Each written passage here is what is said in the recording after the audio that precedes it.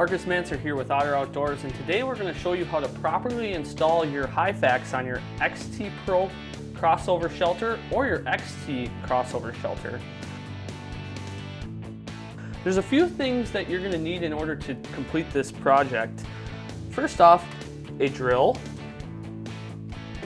an impact or ratchet, an Allen wrench, and lastly, a hammer. To increase your productivity, it also is a great idea to have a second set of hands, and Michael's going to help me with that today. The first step is taking your sled and leaning it against a wall or bench so you can get a proper angle for starting your first Hyfax. Take your first Hyfax and place it in the molded in Hyfax pocket. Make sure it's seated as far as it can be. You may need to use a hammer to make sure it's properly in the pocket. Once you have this in place, you are going to take your drill and you are going to drill through to the other side. Once you have drilled your hole, you are going to take your bolt and your small washer and place it through the hole of the Hyfax and into the sled where you have just drilled your hole.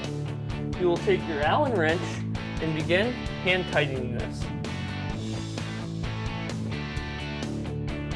I am now going to take my large washer and nut and put it on the bolt that I just put through. I'm now going to take my Allen wrench, place it on the bolt on the back side, while Michael takes an impact or ratchet and tightens the bolt on this side. You have now successfully completed the first step to connecting your Hyfax to your sled. You will repeat these steps from top to bottom on the first Hyfax and continue that for the next 4. This goes for any of the Hyfax kits that Otter offers.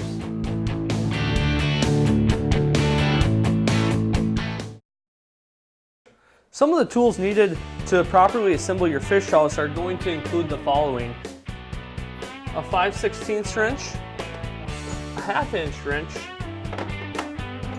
a 7/8 wrench, a 7/8 socket, a 1/2 inch socket, which is also going to be used in conjunction with my impact, a drill, a 7/8 drill bit, and a 5/16 drill bit. The first step is you're going to locate the markings on the rear of your sled, which are located here. You're going to take your drill with your 5/16 drill bit, and you are going to drill a hole in these markings.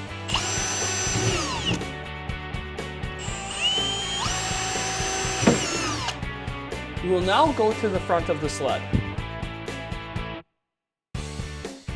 Locate the same markings as we did in the rear. We are going to drill there.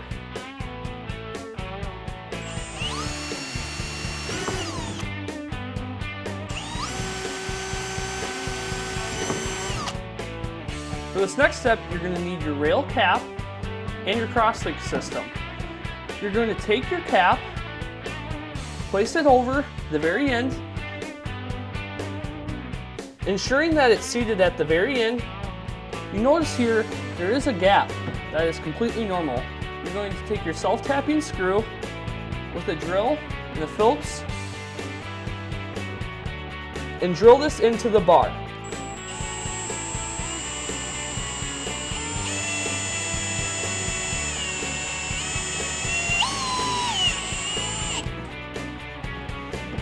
The step is going to be repeated on the other side and the other end as well.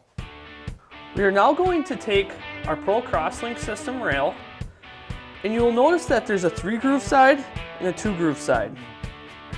What we want to do is ensure that the 3-groove side is facing us. You are now going to take your angle bracket, put it on your seat rail, insert the bolt,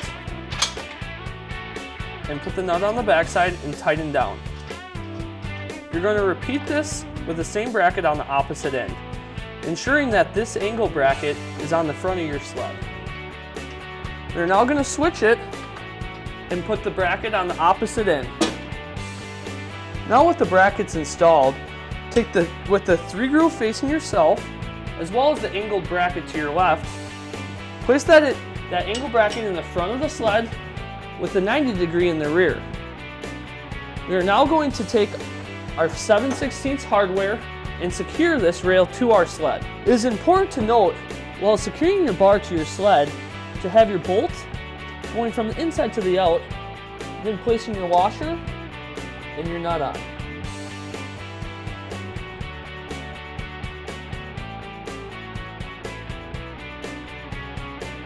We are now going to begin the seat assembly process. In my hand here is the seat swivel and brackets, along with my seat base. What I'm going to do is take this seat swivel, slide it onto my base. Once it is located on my base, I'm going to notice that one of these bolts is going to be loose. And what that is going to allow me to do is to adjust these brackets for how snug or loose I want them to allow this seat to slide freely or more tight, depending on your application. So what I can do for this, I can use a hammer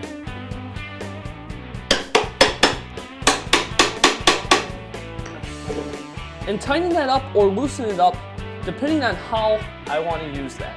We are now going to take our swivel and place it on the bottom of our seats, ensuring that the fabric is not being overlapped by the swivel. We are going to take our bolts with the thread lock material, you can see the blue on there, with the washer, and hand tighten them down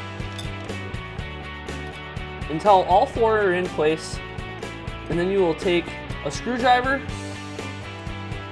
or drill to complete the process.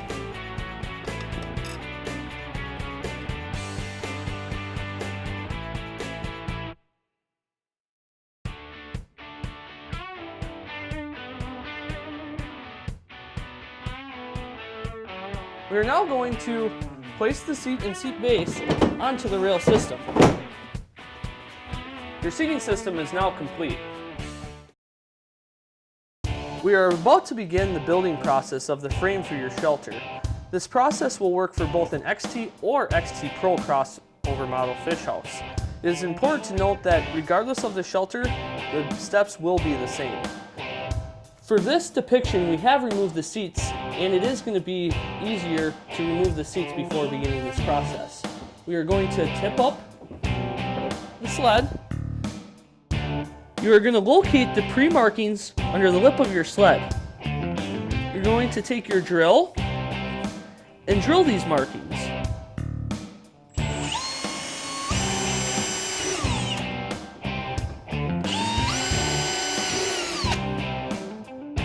We are now located in the rear of the sled. We are going to repeat the same process and locate the markings under the lip and drill just as we did in the front.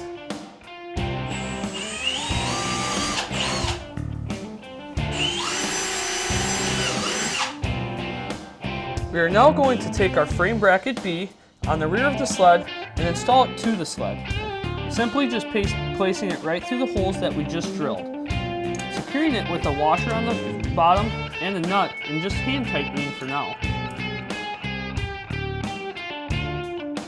The same process will be repeated on the front of the sled with the frame bracket A. We are now going to assemble the frame.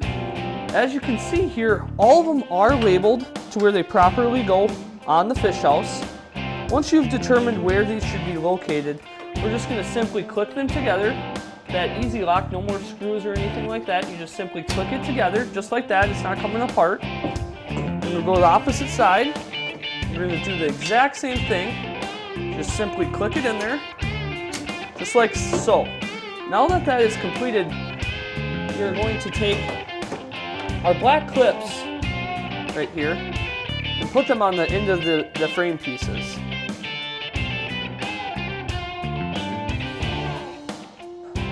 We are now going to take our newly assembled frame and connect it to our frame bracket on our sled. Simply take the end of this frame, right where your black piece is that you just inserted, and put it into the frame bolt. And we're going to hand tighten that on with a nut. We're going to repeat this process on the opposite side, just as we did here. We're going to continue to assemble the frame pieces just like we did here, except for there is going to be a difference on the last piece on the floor, which we'll show next. The last step to the assembly process of the frame is doing the bottom piece that is going to be laying on the ice. As you can see, these pieces are not assembled directly from us at the factory. What you are going to need to do is ensure that your curve is facing towards the middle. Insert that into this piece with your snap facing towards the middle. Simply push it together with this black piece coming across and going into this hole here. You'll now have it clicked in place. The snap button, when pulled out, will come and snap into this black piece now. Now you simply can push that in, connect it to your other frame piece, and connect it to your shelter like you have done with the rest of the frame pieces.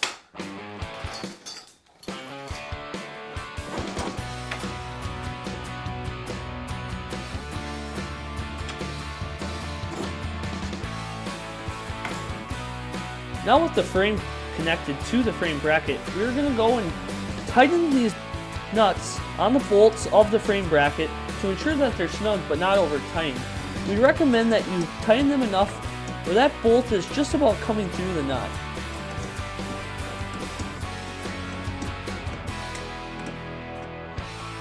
That can now be shown as depicted here. Now with the frame secure to the frame brackets, we're going to go and tighten these nuts down that we only hand tightened earlier. Simply flip this up, take your ratchet, or in this case we're using an impact, and tighten these down.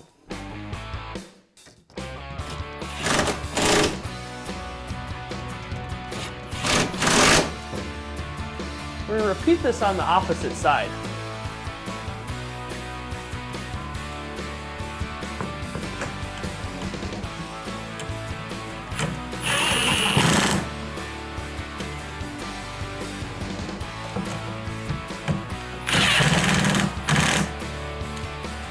We're now going to install our quick switch brackets on our frame. Simply lift up your frame, set it in there as it acts as a sandwich. Put your backside of your bracket on, squeezing it at the same time. For this you will need a screwdriver. And just snugging it up for now, as we will need to measure to ensure the brackets are located in the right location.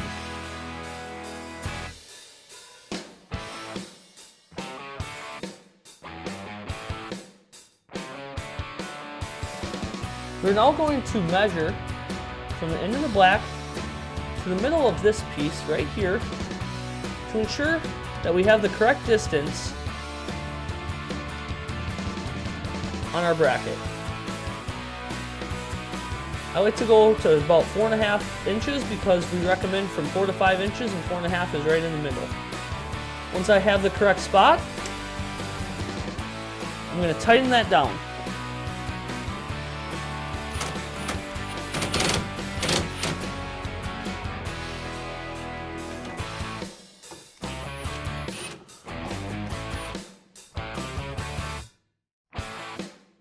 We are now going to rotate the sled and tip it up so we can locate the marking on the rear of the sled under the lip. We are going to go and drill that hole. Just like so. This is going to be used for our rear wind pole in the next step.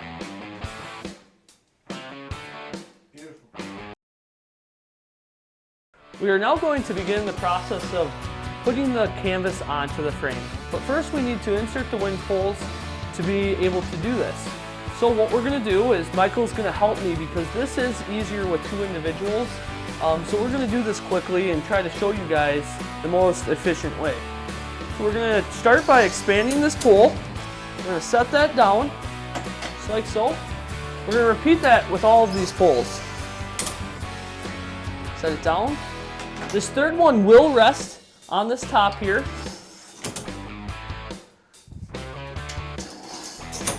Okay, now that we have all of the frame expanded, what we're going to do is we're going to put in the rear wind pole. They are labeled here that indicate which pole is what, but you also know because this has the black plastic peg on it here. That's going to go right into that rear hole that we just drilled in the previous installation. There's also a knob here that allows us to adjust that. We're going to turn that to the left, which is going to allow us to loosen that.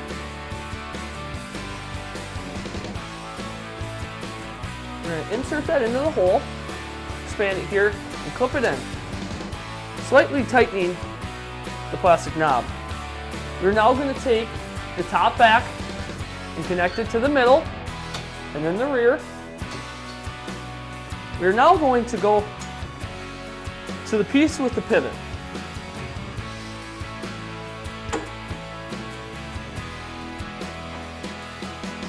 This pole is also adjustable.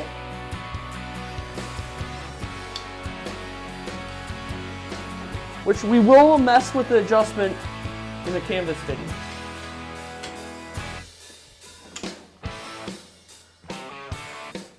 It is important to have the second individual hold this pole for you while you get the front adjusted.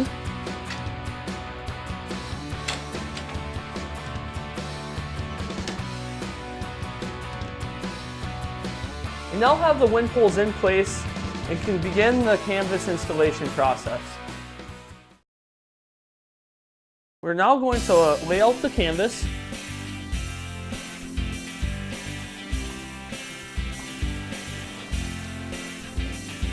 So it's completely wide. You will notice that the rear of the canvas is right here. What Michael and I are going to do, we're going to take this, we're going to lift it over,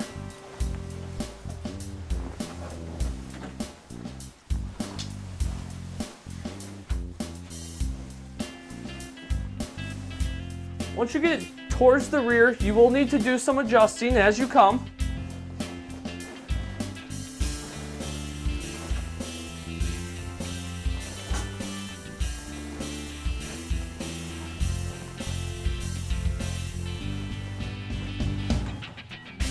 Note the corners are fitted, so you will know when you've reached the right spot.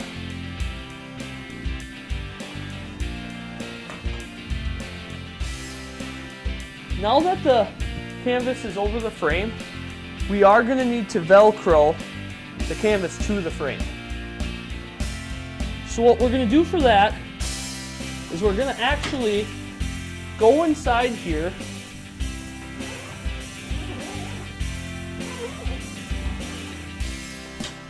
and take out the frame pieces and fold it backwards and Velcro the canvas to the frame as we set it back up.